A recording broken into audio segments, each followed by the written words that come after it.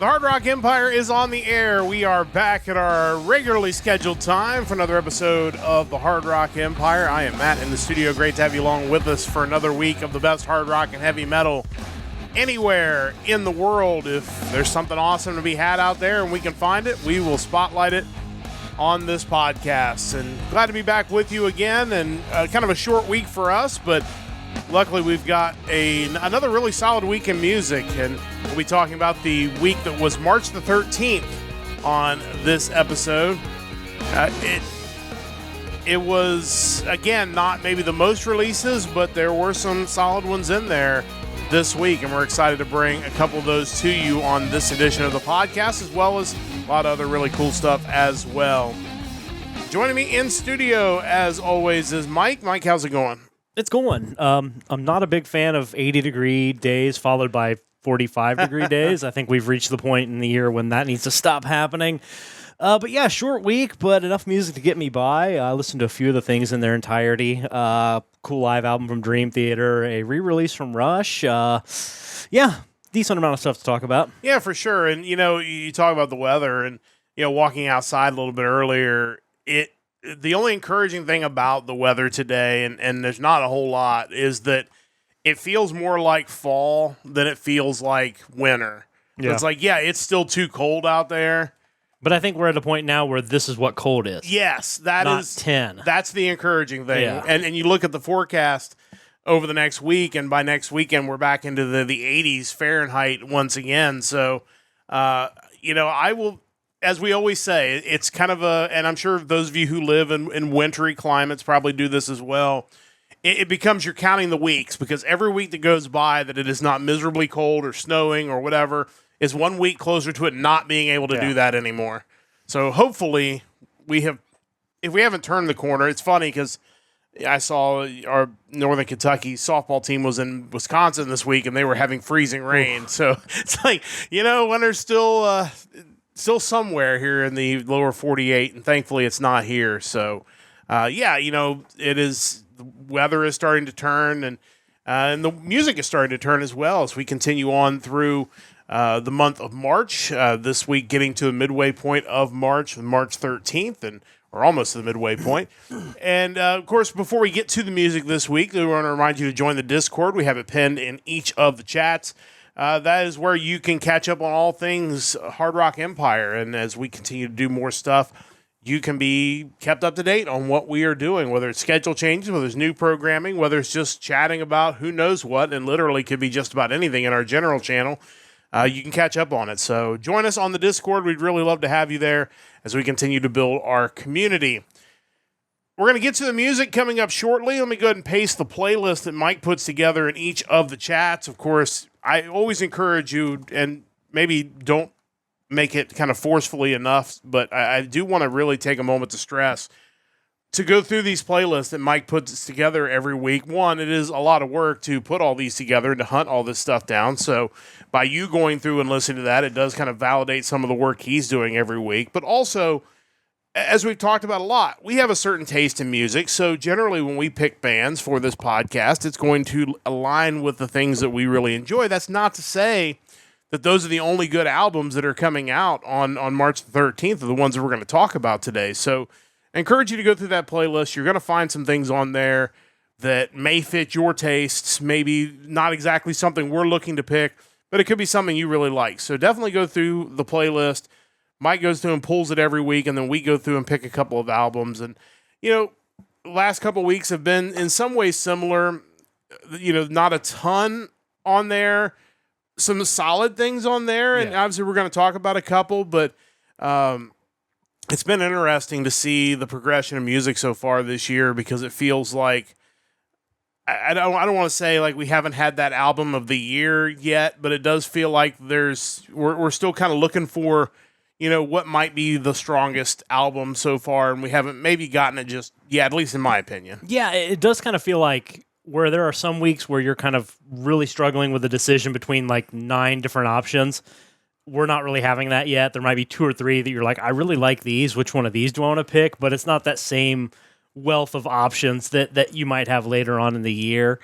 And I think the other issue, too, is that there are some albums that if you're demoing them over the course of maybe a week and then you're moving on to the next week, it doesn't really give them sufficient time to grow on you. Yeah. And I think certain albums hit you certain ways. There's some albums that might be my favorite now that it took me like 7 or 8 listens to have it really grow on me. So it's unfair at times how we do this, but when you're doing it weekly and you're always trying to ingest new music, it's just kind of how it is. Well, especially more difficult for you because you listen to far more of this music than I do, just to kind of get an additional view of what's on the playlist.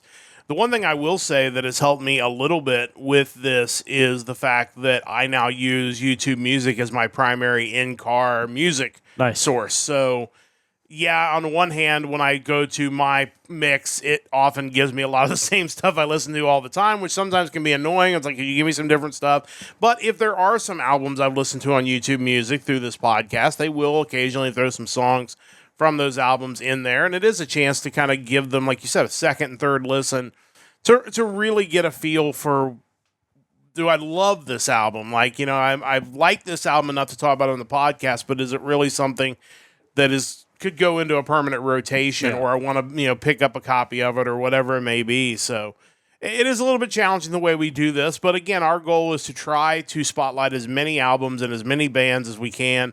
Because again, a lot of this stuff, I would say 85 to 90% of the stuff we talk about on a week-to-week basis over a course of a year is stuff that if you didn't go look for it, you would never know it's out there. Exactly. Like, there are big-name bands that we have talked about, and we're going to talk about a couple coming up in your kind of pre-band list that have big albums out, and we've talked about them. And, yeah, you would probably find if Rush has a big box set coming out or whatever it may be. If you're interested in it, you would find it for sure. Right, but it's like you may not know the 2 bands we're going to talk about today and the fact they have albums out or what their story is. So, just some thoughts kind of off the top that it is a bit of a challenge. And we, hopefully what we do here is a chance to really kind of get the spotlight on some of these bands. But before we get to those bands, as I mentioned, Mike always has kind of a list of odds and ends, I guess is a good way to put it. Different box sets, big label releases,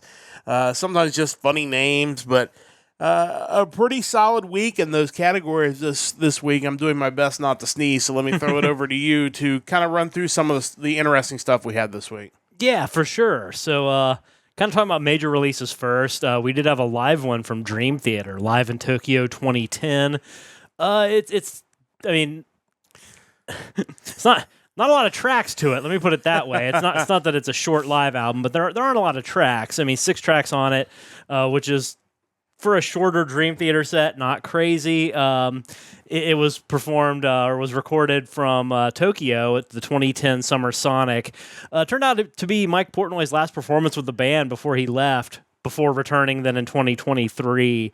Definitely cool. Some underrated tracks. I think when you think of like the greatest hits of Dream Theater, one track that really sticks out in my mind on this is track 5, The Count of Tuscany from Black Clouds and Silver...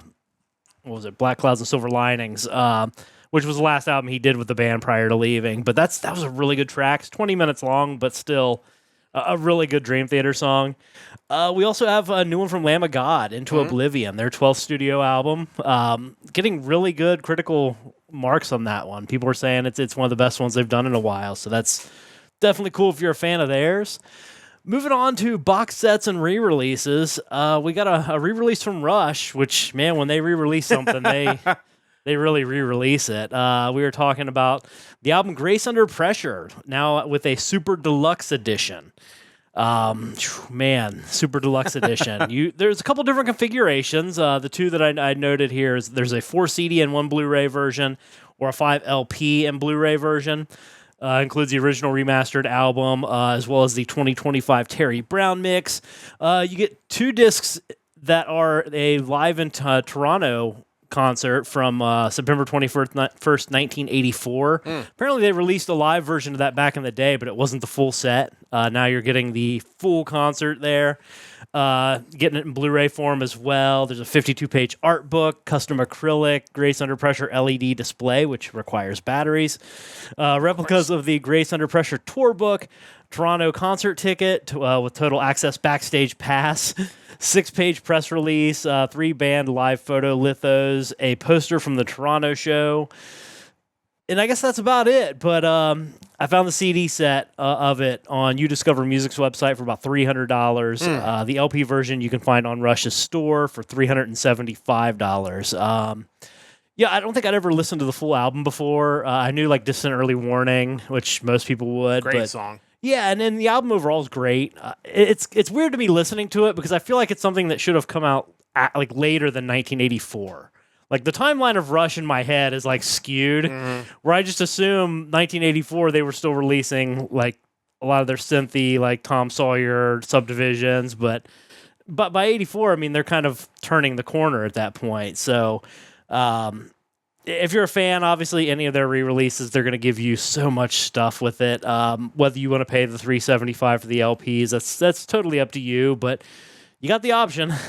Yeah, it's amazing some of these sets that come out, and if you're a super fan, I'm sure it was a day one pickup, and you might have bought both sets because those fans are maybe among the most loyal to everything they've done. It is always interesting to me where it's like, we released this live concert before, but we just held back a few tracks just for fun. Well, I think when you're talking about something from 84, I think the original release was like a VHS. Oh, they didn't have room on the VHS? So it was just kind of like, hey, here are the best parts from that concert. That's my assumption. I was thinking it was on cassette maybe, and they just ran out of cassette tape in the cassette for... Possible, too. I haven't looked at the set list, but I'm sure it was, I mean, playing in Toronto, Maple Leaf Gardens, it was probably a huge show. Yeah, for sure. So, Rush is obviously amazing and definitely one of the candidates for my go back and listen to all the albums because just like you, I don't really have a good mental time frame of when things came out for them because they were kind of ahead every step of the way. So like Mike said, when in 1984 you think they'd be doing synth stuff because it's what everybody was doing in 1984, they'd already moved on to whatever they thought the next thing was going to be in prog rock and yeah, so I feel like I do need to go back and probably ingest every one of their albums at some point. Yeah, for sure. And I saw something online where I don't know who was criticizing them for their tour now that they're doing with the new drummer, suggesting that it shouldn't be called Rush, which is hilarious to me considering Neil Peart wasn't even an original member of the band. But I saw some, and I don't know if it's real or just something I saw online, but it was just like Geddy Lee saying, what are we supposed to call ourselves? Iron Maiden? Like, it's still Rush. It is what it is. Yeah. Like, and a band that's been around that long that has 2 original members is pretty fantastic. It is. 2 out of 3 is pretty good. Meatloaf would totally agree with that. And,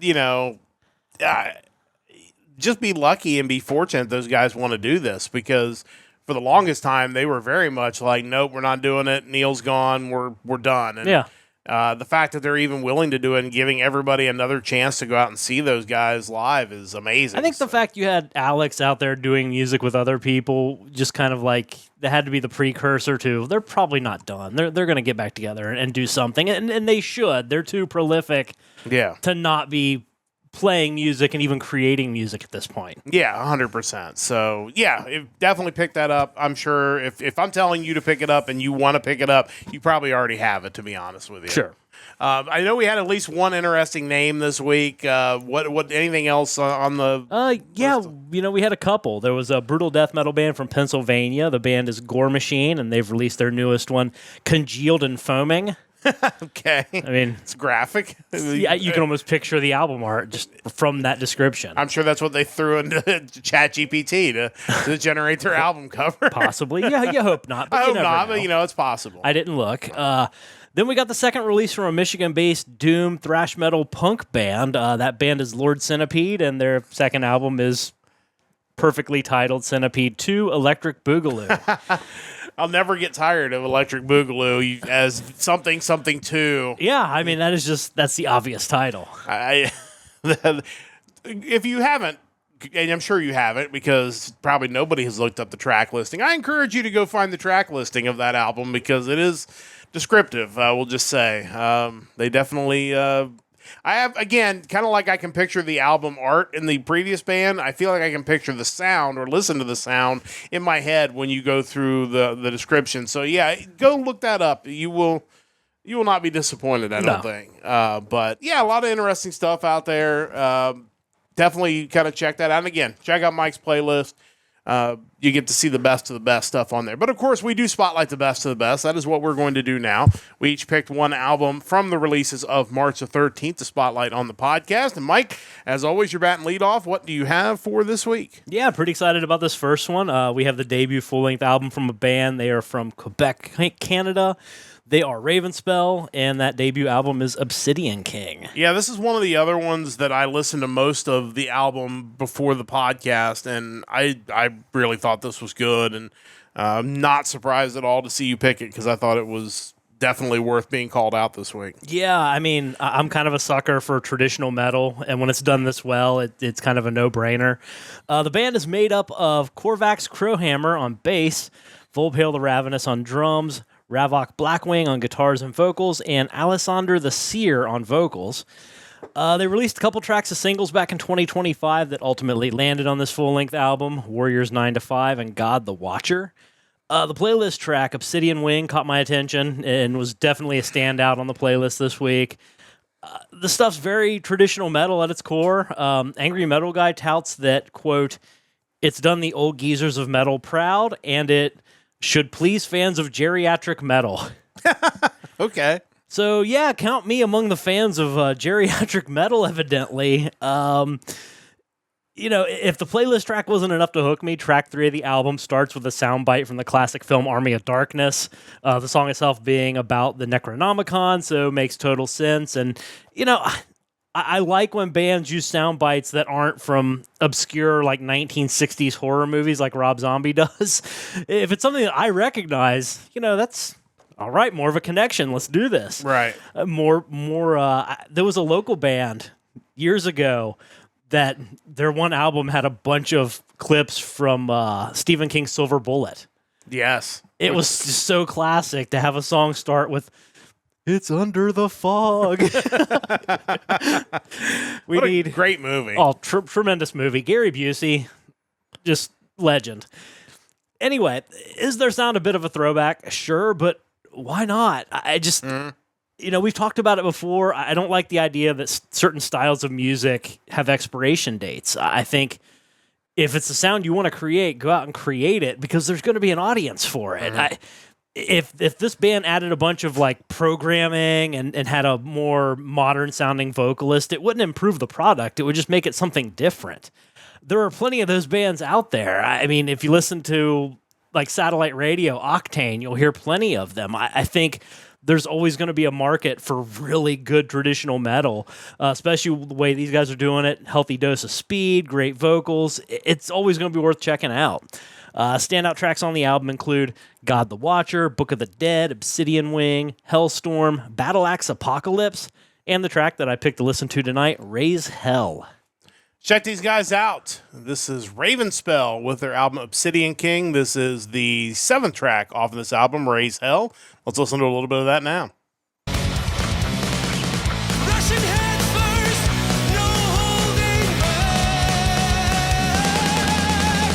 Raise some hell out of my way. Raise some hell. Fist to the face, no use trying to run away. We're always one step ahead of you. Jump down to your knees and pray. Yeah, these guys have a really good sound, and honestly, it's very polished for, you said it was their first album? Yeah, as far So- as Metal Archives is considered. And obviously, they could all have more experience outside of this band, but I mean, they really knocked it out of the park for a first album. What I've heard of it, and I'm excited to get back and get a chance to finish it, but just a great sound. It does have a throwback sound to it, so I too enjoy that type of music, and we're going to talk about that again with my pick, but overall, I thought it was really, really good. Yeah, and I picked that clip because that chorus, the way they have the riffs inside the chorus just feels like such an old Megadeth thing, and I had to play it. Yeah, it definitely makes sense. But yeah, definitely check those guys out. Really enjoyed Ravenspell, our first new album for the week of March the 13th. We're headed to Finland for my pick this week, which is a place that we tend to visit from time to time on this podcast. And we're going to be talking about the fifth album from a band called Wishing Well, and this is Playing with Fire. We'll get this pasted in the chat. And, you know, we talk about bands that have a throwback sound. These guys are very much in that vein as well. It's a hard rock band from Helsinki, Finland, founded in 2016. This is their fifth full-length album. I'm going to apologize in advance because these are all Finnish names, so I will do my best with them. Making up Wishing Well is Juha Kivikanto on drums, Anssi Korkiakoski on guitars, Matti Kotovuori on bass, Pepe Tamanen on vocals, and Arto Teppo on the Hammond organ. So kind of fitting here. We have the Hammond organ, which is going to return when we get to my vault pick. Dead Rhetoric had some really good thoughts on this album. It says, Playing with Fire keeps Wishing Well in that category of bands that appeal to those above the age of 40, especially people who grew up in the 70s and 80s scenes. So, yeah, definitely hit the nail on the head there. Also interesting that it said those that enjoy the classic roots of the genre a lot when artists like Deep Purple, Rainbow, and Uriah Heep ruled the scene will find plenty to familiarize themselves with as far as the hooks, melodies, and general musical interplay, especially between the Hammond organ and guitar activities. Pretty relevant reviews for the whole podcast, as it turns out. It is fitting that, obviously I mentioned the tie to Uriah Heep, who we're going to talk about again in a moment, and the Hammond organ, which is used by prog era Journey, which we'll be talking about a little later on. It's hard to argue with Dead Rhetoric. Obviously growing up in the 80s, I really enjoyed this album. It has the melodic hard rock, but it also kind of has that throwback 70s and 80s metal sound thrown into it. I'm always going to gravitate towards bands who, play music from that era, but do it in a way that it has a modern touch to it. Really, really dug this album. Thought it was really good. Excited to go back and check out their previous 4 albums, but overall, these guys really kind of knocked it out of the park with this one. And I think if you're a fan of music from that era, I think you're going to get into this album. Standout tracks include Valley of Darkness, Train of Thoughts, March in the Dark, and the track we're going to listen to on the podcast, Rise and Shine. Let's check these guys out. It's Wishing Well with Playing with Fire. This is the second track off of this album, Rise and Shine. Let's listen to a little bit of that now.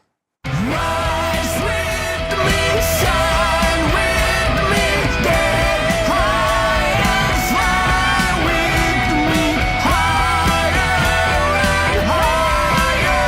Together we fly, burning bright forever in the sky.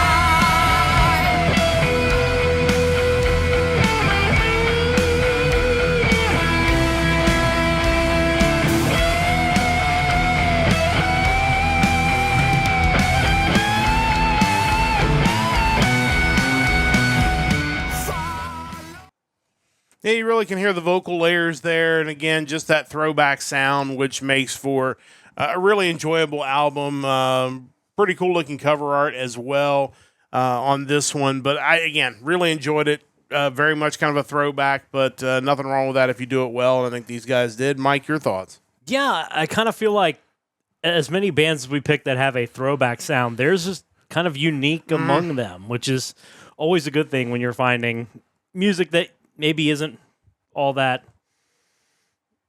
prevalent anymore. When you do discover something that is unique, that's always a really cool thing. Yeah, I definitely feel like they went for maybe not the big band sounds you hear from that era, but maybe a band like Uriah Heep, something a little more, specialized, a little bit different than some of these other bands picking from that era. So I gave them a great sound, a unique sound, and it definitely was why I enjoyed that album. So definitely check those guys out.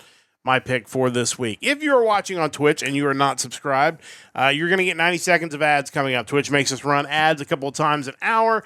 It allows us to make a little bit of money, maybe someday, to be able to do some cool things on this podcast. But please stick around through the ads. We really would appreciate it. You're not going to miss any content. Mike and I will come back on the other side of the break to talk about the vault. If you're on YouTube or if you are subscribed, you're just going to hear us ramble for the next couple of minutes while we're running ads.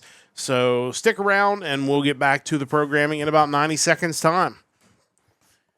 As we wait for the ads to fire, and they have fired. I again, as we've talked about many times on this podcast, one of the areas that really surprised me when we started doing this week in and week out, now 109 episodes into doing this, is this type of music, the music that the 70s and 80s rock.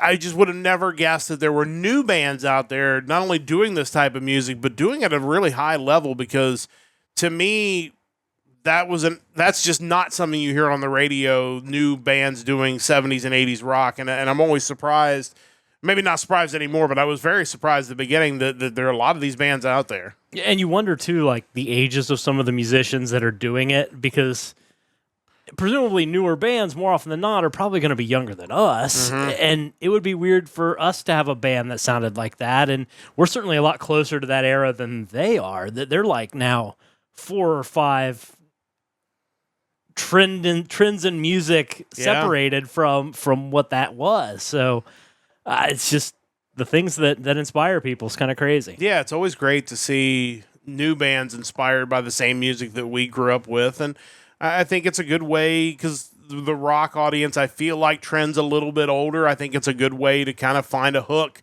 with rock fans if you have something that kind of gives them a little nostalgia factor right out of the gate. Well, I think, too, in an age of technology and AI, I think if you can grasp on to something kind of that era, it lends a certain extra legitimacy to what you're doing. If you're playing music that sounds like it was done in 1983, I'm more likely to assume you're on the up and up and you're actually playing it. Whereas if a lot of it sounds like something I could create on my computer, that's where you start questioning the musicianship element. Yeah, it's a great point. Something you kind of have to keep in mind, unfortunately, in this day and age. But to those bands out there who we spotlighted, and even the ones we haven't, that are doing this type of music, we salute you, and certainly hope that you continue to do well and keep releasing new music for us to check out. It is time to go into the vault, which actually in this week really is going into the vault again. We are both headed back to the 70s to spotlight a couple of albums. Before we get to that, I do want to point out we will be back regular time next week, 7 o'clock Eastern time.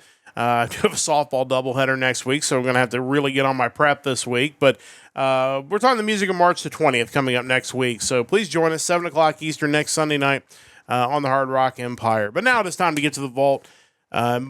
Both of us are running some different gimmicks on the vault right now, kind of running 2 gimmicks, kind of alternating weeks. Every other week, Mike is going through and spotlighting bands that will be performing at Sonic Temple coming up in Columbus, Ohio in May, which is not very far away now. He'll get back to that again next week.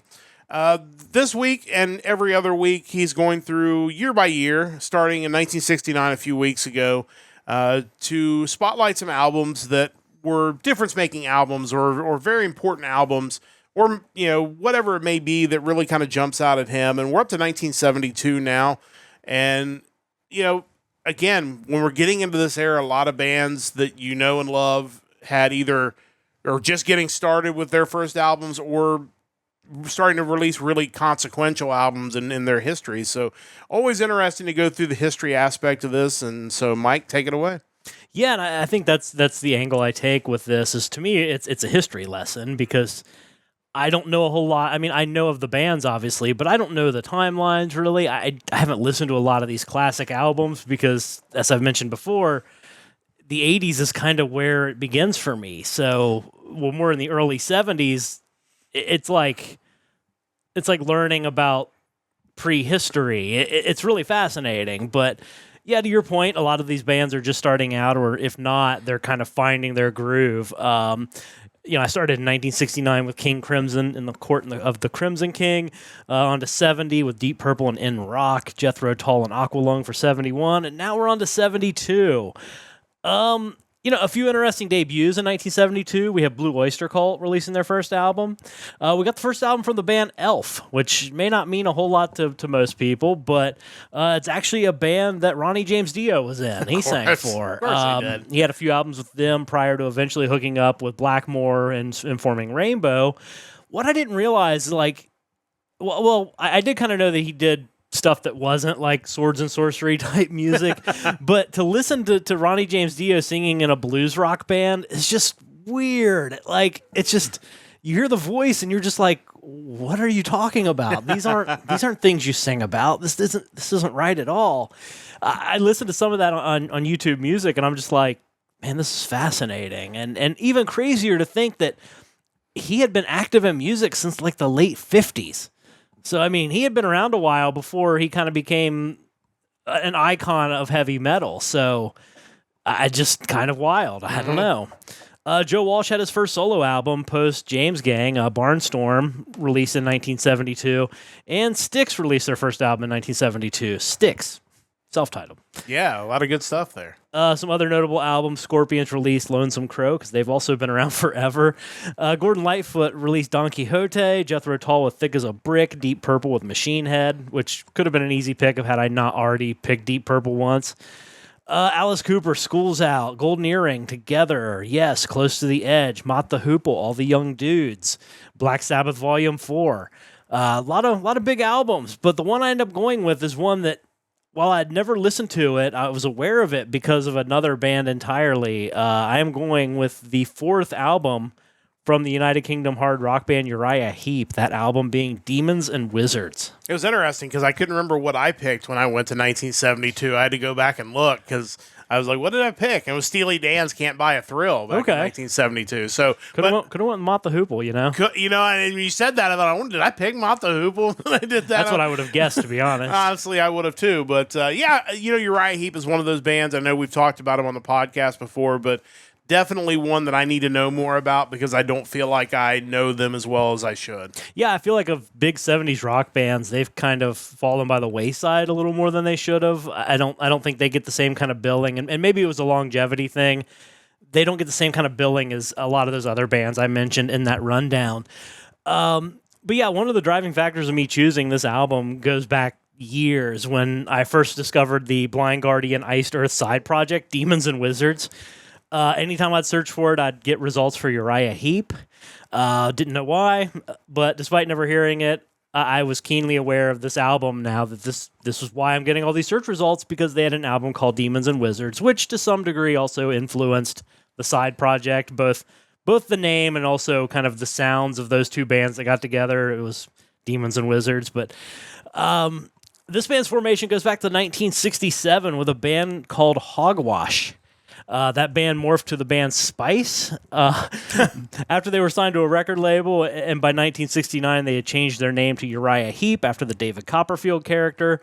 Their biographer attributed this name change to the fact that in 1969, especially around Christmas time, Charles Dickens' name was all over the place, just obviously Charles Dickens, but it was also the 100th anniversary of his death, so it was kind of on everyone's mind, and Uriah Heep's a cool name, so let's run with it. Yeah. Prior to the release of Demons and Wizards, there were some lineup changes in the band, which saw drummer Lee Kerslake and bassist Gary Thane joining the band. That kind of rounded out their classic lineup, which also included David Byron on lead vocals, Mick Box on guitars, Ken Hensley on keyboards, guitars, percussion, backing vocals, and Mark Clark, who played bass guitar on The Wizard and Why and co-lead vocals on The Wizard on this album. The instant chemistry of this lineup would lead to what ended up being the most commercially successful album of the band, Demons and Wizards. It was released May 19th, 1972. It reached number 20 in the UK, number 23 in the USA back in June of 72. Album had two singles, The Wizard, which amazingly enough has 23 million plays on YouTube Music. Wow. Another song, Easy Livin', was the other single, which I was familiar with that song, even though I've never listened to this album. I think it's been covered a lot by bands over the years. I think it was probably the Wasp version that I was aware of. But yeah, great song as well. Compared to some of the other albums I've listened to so far, this one kind of stays on task a bit better. Like, there are a couple longer songs. Circle of Hands is over 6 minutes, and The Spell is over 7. but none of them ever really seem to go off the rails. Like it feels like they kind of are with it throughout the recording of this album, where some of the bands prior would have that track that just they just start jamming for a while, and I'm not really sure why. This album's really good 70s hard rock, a little bit of progginess, but nothing to the degree of a lot of their contemporaries at this point. It's one of those things that when you listen to it, you're like, okay, this is a big album. This is a big deal. It feels that way listening to it, and it's one I definitely want to listen to again after we're done with all of this. Standout tracks on the album include The Wizard, Traveler in Time, Easy Livin', Poet's Justice, Rainbow Demon, and The Spell. You got to check this one out. It's a great album. Yeah, again, Uriah Heep definitely on the list of bands I need to give more of a listen to, so this would be a good place for me to start their most commercially successful album. That seems like a logical place. I guess I should mention, and I probably should go through this every week when you do this, is to go through and just mention the bands that I've chose each of those years. Yeah. And some of them you have mentioned as well, but just to throw them out there for those who maybe weren't around when we did this, when I did this. It was years ago. It was. It's just about, that's about true. I started the gimmick back on March the 1st, 2024.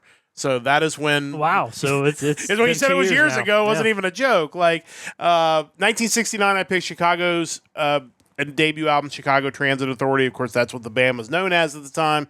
1970, I picked Creedence Clearwater Revival's Cosmos Factory. 1971, I picked Yes is Fragile. And 1972, I picked Steely Dan's Can't Buy a Thrill. So I'll try to remember to mention those as well as we go along. But you want to talk about tracks that go off the rails and just keep going and prog rock bands? Well, let's get back to my vault gimmick because we're going to get to both of those this week. For those who haven't been here, as I mentioned, I'm doing two gimmicks as well. Every other week, I'm talking one-hit wonders and the albums they came off of. But every other week, I've decided to pick a band and go through all of their album releases because for a lot of these bands that I'm a fan of, they have always been greatest hits bands to me because I didn't grow up with their albums. So this has been a good experience for me. And I am doing the band Journey right now. And we are on to the second album for Journey. It was released a year after their debut in 1976, and the album is Look Into the Future. Now, I am tier listing all of these albums, and I'll quickly show you the tier list coming into this album from last week, and that is the debut album on there. In the category Excellent Musicianship, probably limited re-listens. First album was good if you love prog rock. It is probably not something I'm going to run back very regularly, but that's the tier list coming into this week. Second album, mostly the same cast of characters. Greg Rowley on lead vocals and keyboards, Neil Sean on lead guitar and vocals, Ross Valerie on bass guitar, piano, and vocals, and Ainsley Dunbar on drums. The Wikipedia page says they toned down the overt progressiveness of their first self-titled release in favor of a more focused approach. Despite that, Look Into the Future still retains some of the experimental approach of the sound and debut, especially in the track like I'm Going to Leave You. The album also features a cover of the Beatles' It's Too Much from the 1968 Yellow Submarine film and 1969 soundtrack. The title track is actually the longest Journey song. You're talking about songs that just keep going. Well, that is the Look Into the Future. It is definitely a track that keeps on going. That is exactly what you get out of there. It's a good track, but it is 8 minutes and 11 seconds long. So not exactly what you think of when you think of Journey, but I'm quickly learning that you should. The album itself reached number 58 on the Oricon chart in Japan and reached number 100 on the U.S. Billboard chart. As I mentioned off the air, and I'll mention here, it's amazing to me that this album is clearly a step forward from their previous album in all ways. It's more polished. Everybody on the album sounds like they have leveled up their performances. Yet it is clearly a step in the other direction away from the band they are about to become in a couple of years when Steve Perry joins the band and they go into a pop mainstream rock type sound. This feels farther away from that. It's very much prog rock. Maybe it's a little less progressive than the first one, but I think it's still pretty prog. If you're a fan of prog rock, and maybe you just have ignored Journey because of that, I highly encourage you to check out these first two albums. I think you're going to like it. As far as professional ratings, All Music still gave it a 2 out of 5. Again, generally the people that go there that just vote and don't leave an opinion, just hate everything. As we'll explain in a moment, most of the people that wrote a review gave it 4 or 5 stars. The Collector's Guide to Heavy Metal gave it a 5 out of 10. Some quick reviews from the AllMusic says, despite the AllMusic reviewers' limited scope or experience in music, likely the best album ever recorded by Journey and not pop music. This is jazz rock fusion, buddy. My introduction to music outside of the individual teamworks with Santana and Frank began at 17 when they appeared live at my high school in 1975. This album and every song is energetic, insightful, and explosive, letting us think and live with their song, lyrics, composition, and style. Look into the future is epic music. Other reviews are just as complimentary. Superb album and Journey were still great. Self-respecting rock band. 2 former Santana members do better work here than the band they had left at the time. Sadly, in just a couple of years, this would be reversed as Journey nosedived into commercial mediocrity.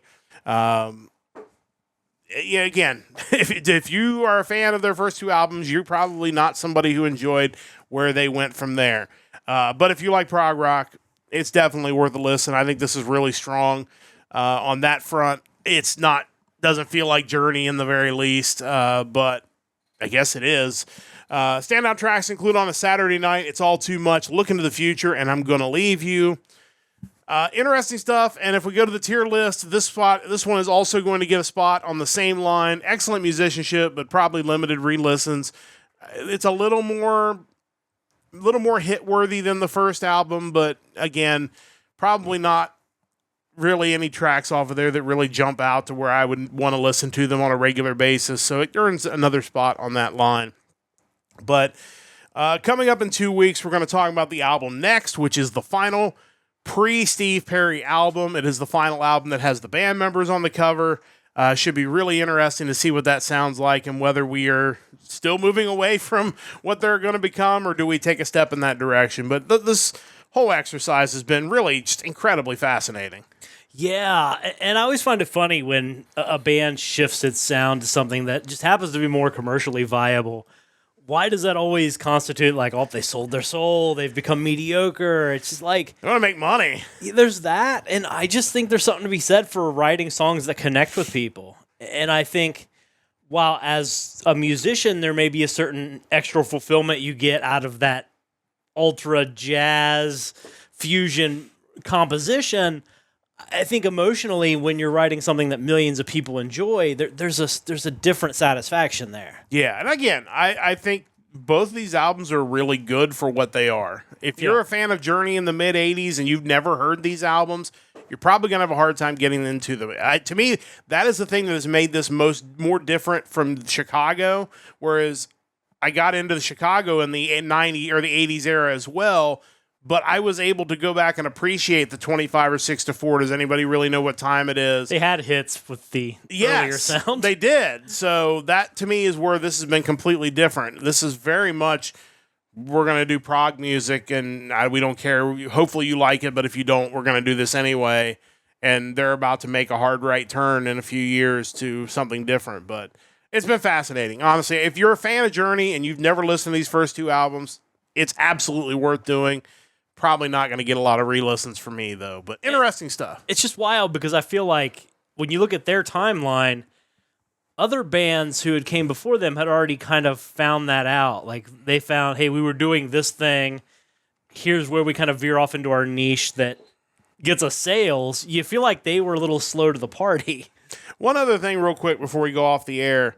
The last track on the album, to me, when I listened to it, I thought, man, this sounds like that somebody heard Carry On Wayward Son and liked it so much that they basically paid homage to it.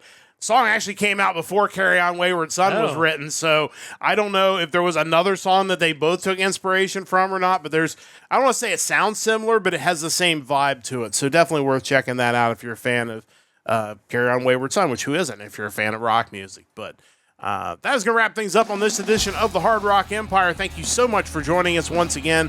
We'll be back again next Sunday night, 7 o'clock Eastern Time, for another episode of the Hard Rock Empire, the music of March the 20th. Big thanks to everyone who joined us live. A big thanks to Mike for all his hard work on the podcast. A big thanks to Stoveleg Media for their continued support. And a big thanks to you whenever and wherever you are listening. That's going to wrap things up for this week. Until next time, keep rocking out. And again, don't forget to join the Empire, the Hard Rock Empire.